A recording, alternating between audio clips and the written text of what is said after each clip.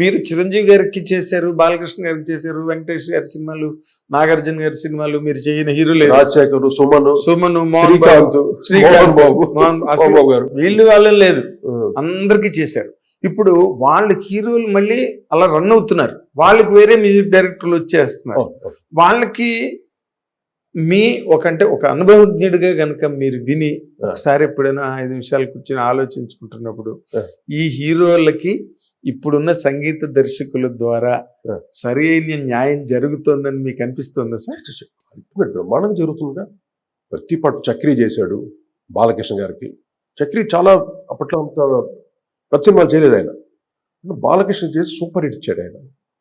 అలాగా తమన్ను, దేవి శ్రీప్రసాద్, వీళ్ళంతా upcoming composers almost మా దృష్టికి. ఎటువంటి సూపర్ హిట్స్ ఇచ్చారుగా. అదంతా ఎక్కడ ఆగదమ్మా. మా పీరియడ్ అది, మా ఎరా మేము కొట్టినంత సూపర్ హిట్లు అంతే. అలా ఇప్పుడు వీళ్ళు వచ్చే వాళ్ళ ఎరా వాళ్ళు కొట్టినంత సూపర్ హిట్ అవుతుందిగా. కరెక్ట్.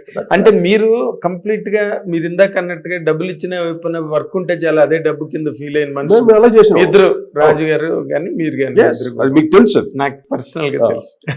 సో మీరు ఎవరిని ఎప్పుడు డిమాండ్ చేయలేదు, కమాండ్ చేయలేదు, ఇద్దరు స్లేవ్స్ లాగా పనిచేసేవారు. స్లేవ్స్ నాకు తెలుసు, స్వర స్లేవ్స్ ఇద్దరు చేశారు అలా. కానీ అంటే మీరు హైయెస్ట్ పాయింట్ ఆఫ్ సాటిస్ఫాక్షన్ మీ కెరీర్లో పొందారు సార్. కానీ ఎక్కడైనా ఒక్కసారి వెనక్కి తిరిగి చూసుకుంటే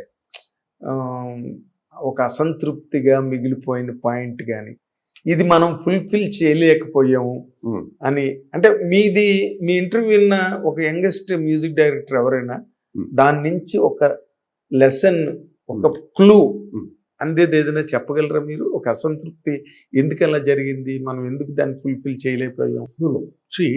అది ఎవరికి తప్పదు, ఎవరికి తప్పదు. అంటే ఒక్కొక్కరికి ఒక సీజన్ అది. ఇప్పుడు నా ఎరా ఉన్నంత వరకు, ఇప్పుడు నేను రాజు ఇద్దరు కలిసి 10 years చేసాం. 10 years సక్సెస్ఫుల్ చూసింది మేము ఒక 6 years.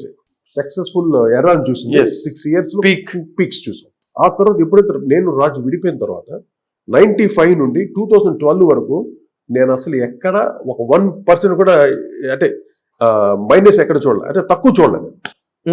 నేను పీక్స్ చూసాను యాజ్ అ కోటి. అర్థమైందా? దాని కృషి అనుకోండి, నా టైము, నా అదృష్టం అనుకోండి, ఏదో అనుకోండి.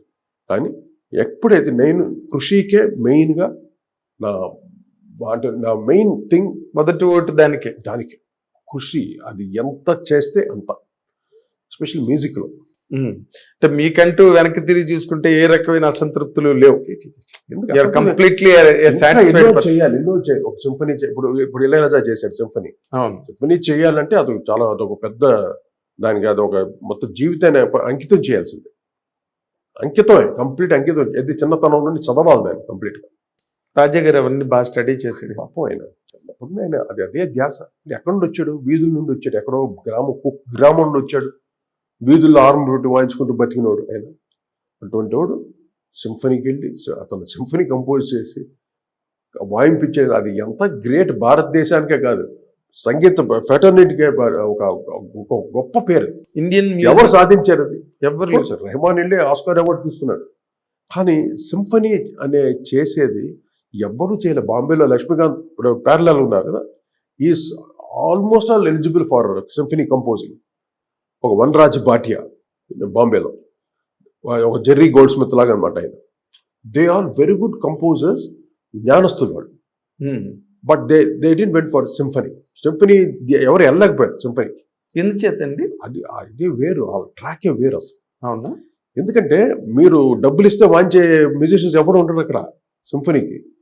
మీరు రాసిన నొటేషన్ని ఒక 10 మందో 12 మందో మొత్తం దాన్ని చూసి ఏంటంటే థియరిటికల్గా ఎట్టుంది, దీని రేంజెస్ ఎలాగ ఉన్నాయి, సర్టిఫై చేస్తున్నా కానీ ఆర్కెస్ట్రా ఫస్ట్ వాంచరు దాన్ని. మరి ఇక నువ్వు వచ్చేస్తాను 10 లక్షలు ఇస్తాను రా, 1 కోటి రూపాయలు ఇస్తానంటే తీసుకోదు, కొట్టేద్దాను, దొబ్బదా కదా. అటువంటి ప్లేస్లో ఈయన ఎప్పటి నుండి స్టడీ చేస్తున్నాడు? దాదాపు ఒక 50 సంవత్సరాలు 60 సంవత్సరాలుగా సింఫనీని, అంటే school western notation, organisation, arrangements అన్ని స్టడీ చేస్తున్నాడు ఎప్పటి నుండో. ఆయన గోల్ ఏంటి మనసులో? నేను సింఫనీ రాయాలని గోల్. అలాగా సింఫనీ రాశాడు. అది ఎంతవరకు సక్సెస్ అయిందో నాకు తెలియదు, అది వదిలేద్దాం. కానీ అంతవరకు వెళ్ళాడు, అంత రీచ్ అయ్యాడు కదా. అదే లండన్ ఫిల్ హార్మోనిక్ ఆర్కెస్ట్రా వాయించిందంటే సరే, వాళ్ళు ఏది వాయించినా సింఫనీ వాయిస్తారు వాళ్ళు. మామూలు ఇళయరాజా పాటలు వాయించరుగా, సింఫనీ వాయించారు. కానీ ఓకే, ఆ రోజు ఆడియన్స్ కూడా ఏంటంటే నాకేమనిపించిందంటే యూరోపియన్స్ ఎవరు లేరు, మొత్తం తమిళియన్సే ఉన్నారు. సింఫనీ రాయల్ ఫిల్ హార్మోనిక్ వాయిస్తూ ఉంటే ఎక్కడ ఎక్కడ మంచి ఆడిటోరియం అది, ఆల్బర్ట్ హాల్ లండన్ వేరే ఏదో మంచి ఆడిటోరియం చేశారు. ఒక్క యూరోపియన్ లేడు అక్కడ. ఆడియన్స్ వాళ్ళు కదా ఎంజాయ్ చేయాలి, బట్ వాళ్ళకి కొత్త సింఫనీస్ వాళ్ళు వినరు, no doubt at all. But ఇది ఒక అచీవ్మెంట్ ఇళయరాజా గారు. ఈ సింఫనీని విని ఒక వైరల్ అయ్యేంత విషయం కాదు. ఐ కెన్ సే బ్లంట్లీ, నేను ఎన్నో సింఫనీస్ విన్నాను. ఆ సింఫనీ ఎక్స్ప్రెషన్, ఆ లైఫ్, ఇదే వేర్. దీంట్లో ట్రై చేశాడు, కానీ ఎక్కడో ఉన్నవే ఉన్నాయి. మొజార్ట్, బీథోవెన్ వాళ్ళు చేసింది ఎక్కడో తగులుతాయి డెఫినెట్ గా. సింఫనీ అంటే తగులుతుంది ఇప్పుడు చాలా. అదే కొన్ని ప్లేసెస్ చాలా బాగున్నాయి, కొన్ని ప్లేసెస్ ఫ్రేజింగ్స్ చాలా బాగున్నాయి ఉన్నా కూడా దానికి కాదుగా. ఒక సింఫనీ అంటే బీథోవెన్ మొదప్పుడు ఎక్కడికైనా ఒపేరాస్లో మీరు స్విట్జర్లాండ్, జెనీవా, లండన్ కానీ యూరోప్లో ఎక్కడ చూసినా సింఫనీ అండ్ ఓపెరా మ్యూజిక్. అక్కడ రాక్ మ్యూజిక్ అసలు అలౌ చేయరు అక్కడ. ఎస్, అదంతా కరోనా కొడుకులు బాదుకుంటుంటారు ఒక సైడ్లో. బట్ సింఫనీ అనేది, ఒపెరా అనేది చాలా లైవ్లీగా ఉంటుంది. ఆ అరేంజ్మెంట్స్ కానీ, ఆ సౌండింగ్ కానీ ఎంత బాగా ఎంజాయ్ చేస్తారండి వాళ్ళు అసలు. మ్యూజిక్ని హెల్తీగా ఉంటారు ఆ మ్యూజిక్ ఎంజాయ్ చేస్తారు. So you're not fully happy with Ilaiyaraaja symphony? నాకైతే అంతగా అనిపించలేదు, అంటే మేము చాలా భిన్నం కాబట్టి. కానీ అటెంప్ట్ మట్టి గ్రేట్. ఎవరు రాయలేదు ఇంతవరకు. సింఫనీ రాసి సింఫనీ ఆర్కెస్ట్రా వాయించలేదండి ఎవరు భారతదేశంలో. అది గ్రేట్ కదా, అది ఒక్కటే. అంతే, అదే చెప్తున్నాను, అది great Ilaiyaraaja. No, take the same one.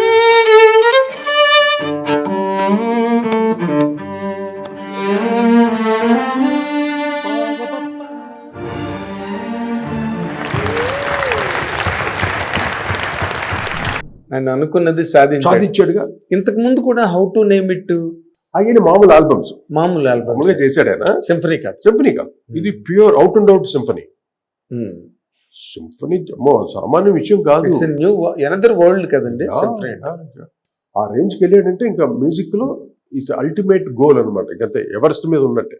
Symphony రాసినాడు, ఇంకా వేరే మ్యూజిక్ చేయలేడు ఇంకా అతను. అంతేనా? ఇంకా సినిమా మ్యూజిక్ మేబీ ఆయనలో ఆ టాలెంట్ ఉంటుంది, మహానుభావుడు అయినా మేబీ ఉండొచ్చు. కానీ మనం సింఫనీ చేసిన తర్వాత ఇంకా దాని మీదే తిరుగుతుంటుంది. ఇంకా పైన ఎక్కడికి వెళ్దాం, పైకి వెళ్దాం, ఆ ట్రాక్ వేరు అంతే. హిట్ టీవీ యాప్, ఇందులో short news, live news, entertainment shows, movies, digital magazines తో పాటు మీ జిల్లా వార్తలను కూడా ఫ్రీగా చూడొచ్చు. అంతేకాదు, కేజీ నుంచి పీజీ వరకు విద్యార్థులకు స్కాలర్షిప్ కూడా అందిస్తున్నాం. ప్రతి వారం 10 మందికి లక్కీ డ్రా ద్వారా ఒక్కొక్కరికి 10,000 రూపాయలు అందిస్తున్నాం.